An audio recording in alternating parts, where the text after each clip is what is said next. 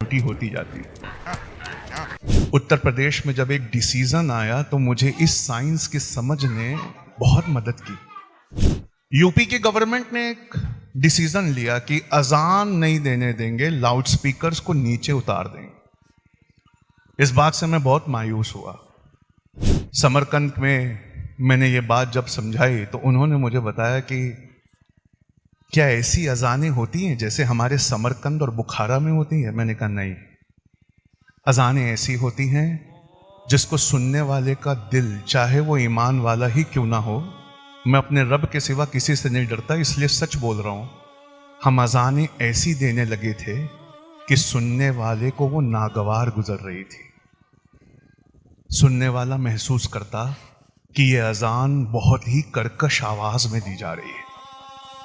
इस वजह से जिस रब ने चोच में दांत नहीं दिए, जिस रब ने चारपायों को फैला दिया, उसने हमसे अजान देने का हक भी उत्तर प्रदेश में छीन लिया। इस वजह से जब इस प्रोग्राम की डेट मुझसे मांगी गई तो मैंने हर काम छोड़कर आने का सोचा, क्योंकि दिन में 5 मर्तबा अगर किसी मुसलमान का किसी गैर मुस्लिम से पहला पाला अगर पड़ता है तो वो अजान से है। और यकीन मानिए, दुनिया के एक सबसे बड़े बॉक्सर की ये सच्ची कहानी है जो आज रात को आपको गूगल करके पढ़ना है। दुनिया का जो सबसे बड़ा बॉक्सर था, वर्ल्ड चैंपियन, उसका नाम आज मोहम्मद अली है। उसने कन्वर्ट होने से पहले एक अजान सुनी थी। उस अजान ने उसके दिल में इतना सुकून दिया था कि उन्होंने आगे बढ़कर कलमा पढ़ लिया था। आपकी मस्जिदों में क्या होता है? आपके बारे में इतनी बुराइयां की गई हैं कि कोई आपके मस्जिद में आकर देखेगा नहीं, लेकिन आपकी मस्जिद में क्या होता है, इसका एक छोटा आधार कार्ड, आपके मीनारे से निकलने वाली ये आवाज है। अगर ये आवाज खूबसूरत है तो लोगों को करीब लाएगी, अगर ये आवाज बहुत खूबसूरत नहीं है तो लोगों को दूर करेगी।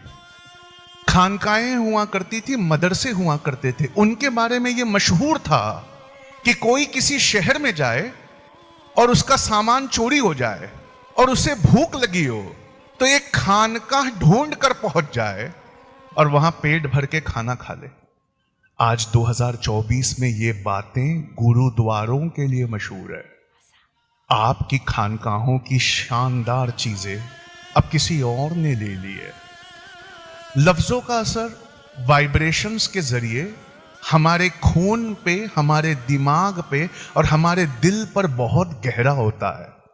इसकी एक मिसाल मैं देना चाहता हूं ताकि बात समझ में आए कि अजान अच्छी देना क्यों जरूरी है।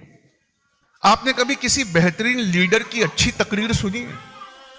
वो तकरीर स्टेज पर से दे रहा है, आप उससे बहुत दूर बैठे हैं, लेकिन वो लफ्जों के चयन को ऐसे करता है और अपने लफ्जों को अदा ऐसे करता है कि सुनने वाले का ब्लड प्रेशर बढ़ जाता है, उसकी सांसें तेज हो जाती है, उसके दिल में एक कुछ वक्त के लिए ये आता है कि मुझे अपनी कौम के लिए, अपने समाज, अपने देश के लिए कुछ करना है।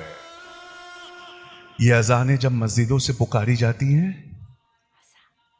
कई लोग कारोबार में बैठे होते हैं, सामने वाला उन्हें दुनिया की पट्टी पढ़ा रहा होता है, वो कन्विंस हो जाते हैं, वो बस अब उसके साथ एग्री करने वाले होते हैं, तब तक कान में आवाज आती है, अल्लाहु अकबर, अल्लाहु अकबर, अशहदु अन ला इलाहा इल्लल्लाह, नहीं है कोई माबूद सिवाय अल्लाह के।